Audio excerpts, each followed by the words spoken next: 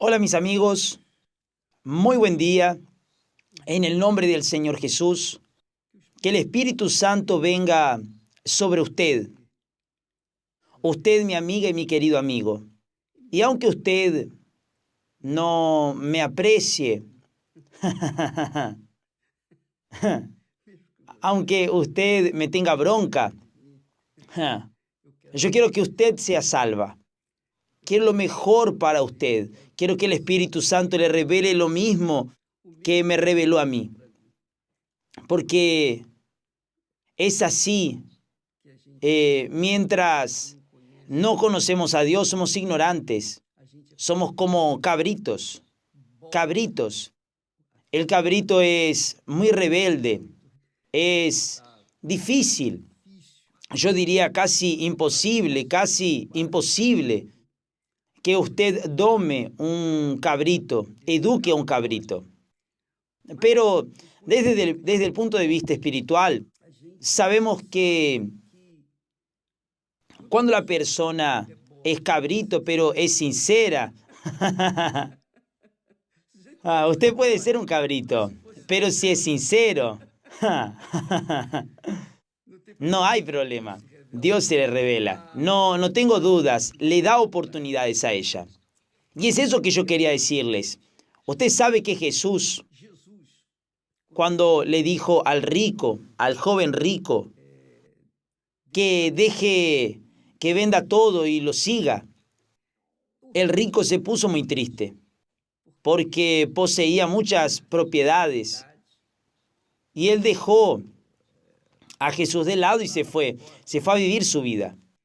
Nosotros vimos también el caso del hombre rico de la historia de Lázaro. Aquel rico también, cuando murió, se fue al infierno, directo al infierno. Su alma fue buscada por el propio diablo, así como los ángeles de Dios vienen a buscar el alma de aquel que muere sirviendo al Señor. Entonces el diablo también tiene sus demonios que vienen a buscar el alma de los que le pertenecen, de aquellos que lo sirvieron aquí en la tierra. Y Jesús entonces habla del rico. Y es importante que usted entienda esto, porque a veces usted dice tonterías. Caramba, obispo, venda todo lo que tiene y dáselo a los pobres. Yo estoy dando todo lo que tengo. No estoy dando un poquito, estoy dando todo lo que Dios me ha dado. Se lo he pasado a las personas. Entonces, yo quiero que usted sepa que Jesús dijo, es difícil que un rico entre en el reino de los cielos. Y después él, reafirmando eso, dijo así, es más fácil que un camello pase por el ojo de una aguja que un rico entre en el reino de Dios. Claro que Jesús no está hablando del ojo de una aguja, aquella aguja con la que las señoras cosen, colocan el botoncito. No es esa aguja. El ojo de la aguja se trata de una puerta pequeñita, muy pequeñita, pero que pasan, la usan los mercaderes que venían a la noche. Usted sabe que las ciudades antiguamente estaban encerradas, y se solía dejar una pequeña puerta para que los mercaderes pasaran uno por uno por allí. Entonces aquella puertita era el ojo de la aguja. Y para que un camello pase por allí, usted puede imaginárselo. El camello tiene que doblar las rodillas y es un problema serio y es difícil, es muy difícil. Pero Jesús no está diciendo que es imposible. Él está diciendo que es muy difícil, muy difícil. ¿Por qué es difícil que un rico entre en el reino de los cielos? No es solo el rico, el pobre también. Usted que es pobre y que piensa así, por lo menos tengo esta ventaja. Soy pobre y voy al cielo. No es eso, mi amiga.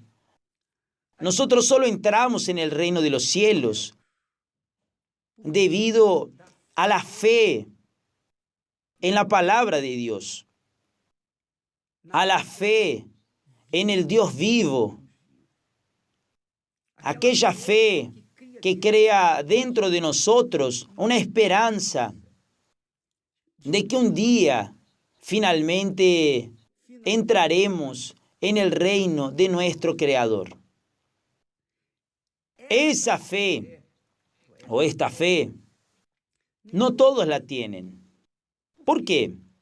Porque normalmente las personas emotivas, por ejemplo, las personas muy emotivas, viven basadas en su corazón. Toman decisiones basadas en sus 5 sentidos del corazón, del alma. Lo que sus ojos ven, lo que su nariz huele, su gusto, su oído, su tacto. Entonces, los 5 sentidos del alma hacen que la persona tome decisiones basadas en eso. ¿Qué quiere decir? En otras palabras, ella tiene que ver para creer. Esa es la ley del mundo, es la ley del rico. Entonces aquí rico no es solo el rico que tiene dinero. Rico es aquel orgulloso, es aquel pobre, lleno de orgullo, lleno de sí mismo, que piensa que tiene razón, y etcétera, etcétera, y que nadie logra cambiar su cabeza. Entonces, ese sujeto orgulloso, prepotente, egoísta, que no tiene nada, pero se vuelve un rico difícil de entrar en el reino de Dios, porque no se somete a una fe en el Dios vivo, en el Dios invisible. Fe. Es por la fe que somos salvos. Por la fe somos justificados delante de Dios. Por la fe somos o nos tornamos merecedores delante de Dios. ¿Cómo es esa fe? Voy a intentar explicarle a usted que aún no tuvo esa oportunidad de que le regalen, de ser contemplado, de ser premiado con esa fe gloriosa.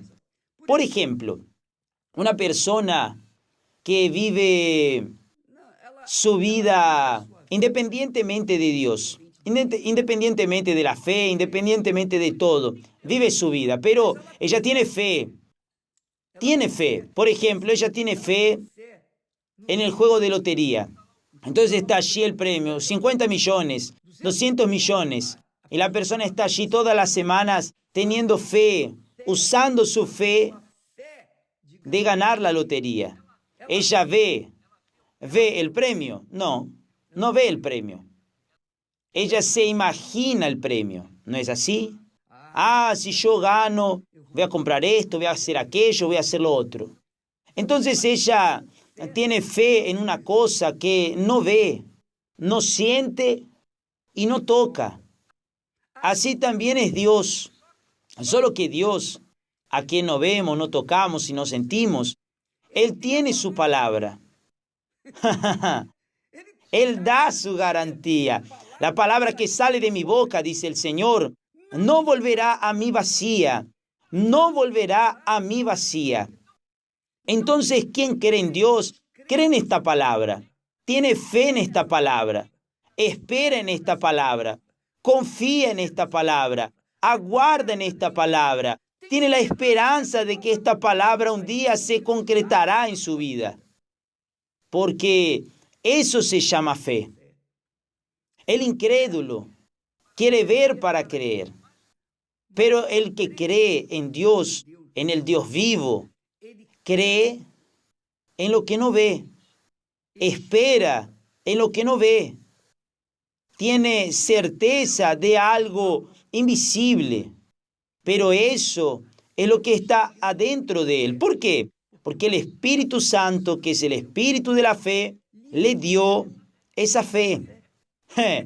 Entonces, la Biblia dice, Santiago dice que Dios dio la fe para los pobres. Porque los pobres no tienen nada. Ellos no tienen nada. Pero Dios contempla a los pobres con la fe.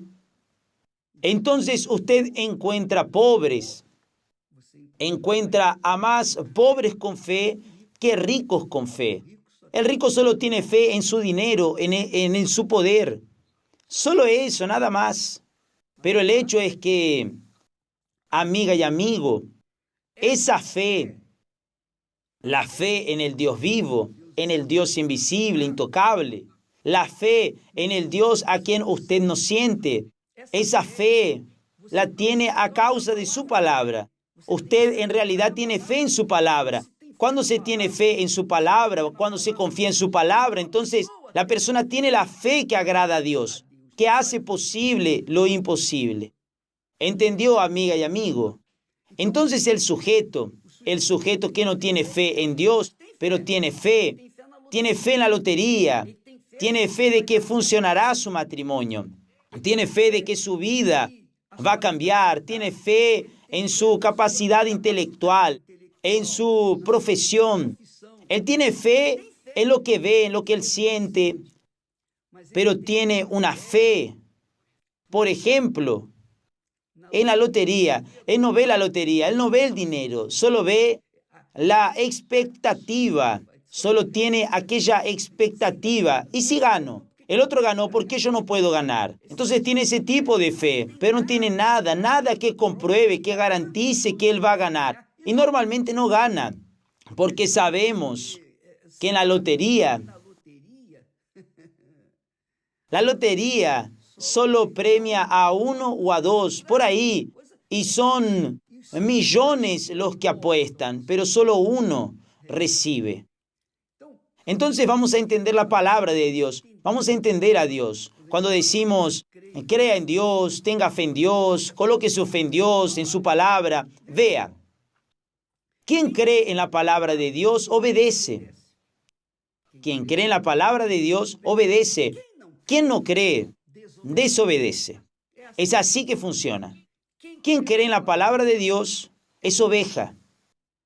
Quien no cree en la palabra de Dios desobedece. Es cabrito, terco, difícil, indomable. Es el cabrito. Es posible que la persona crea en Dios sin que tome actitudes de obediencia a su palabra. No, no es posible. No sirve que usted diga, yo creo en Dios, pero yo creo a mi manera. No tengo que estar en la religión, no tengo que estar en la iglesia, no necesito nada de eso. Está bien, ¿y para qué creó Jesús la iglesia? ¿Por qué Jesús creó la iglesia? Para decorar el mundo. ¿Fue para eso?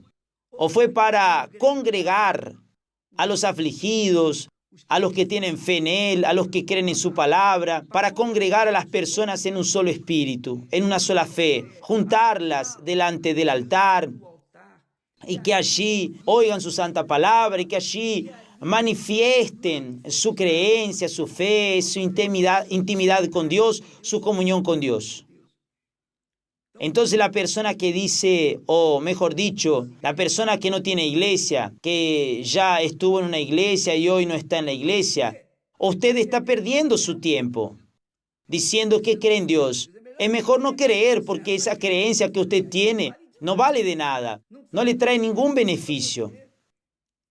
El costo-beneficio es cero. Pero yo creo en Dios, creo. Está bien, pero quien cree obedece. Quien no cree, desobedece. Está claro eso. Entonces, ¿cómo podemos creer en un Dios invisible sin verlo, sin tocarlo, sin sentirlo, creyendo en su palabra? Porque Dios es palabra, Dios es la palabra viva.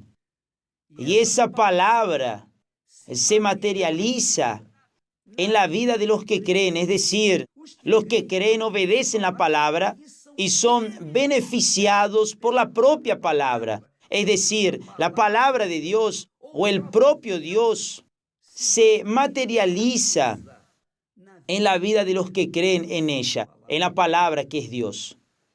¿Entendió, mi amiga y mi querido amigo?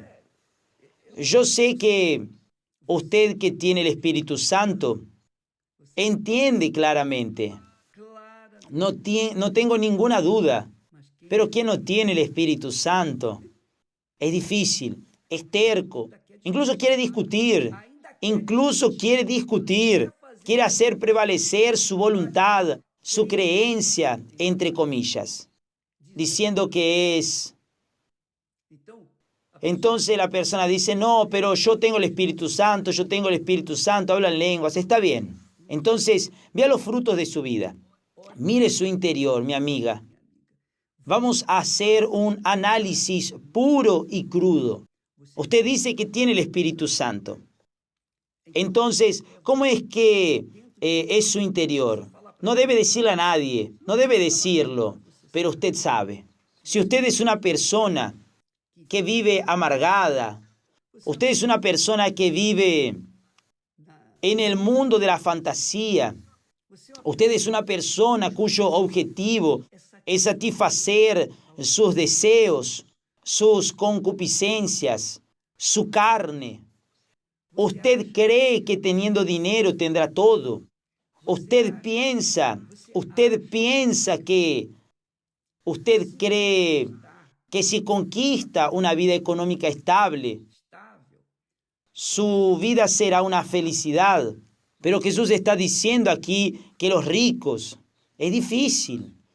Es casi imposible que un rico entre en el reino de los cielos a causa de eso, porque ellos confían en sus riquezas, e incluso confiando en sus riquezas, ellos no tienen paz. Su riqueza no les da paz, no les da tranquilidad, no les da una familia de verdad.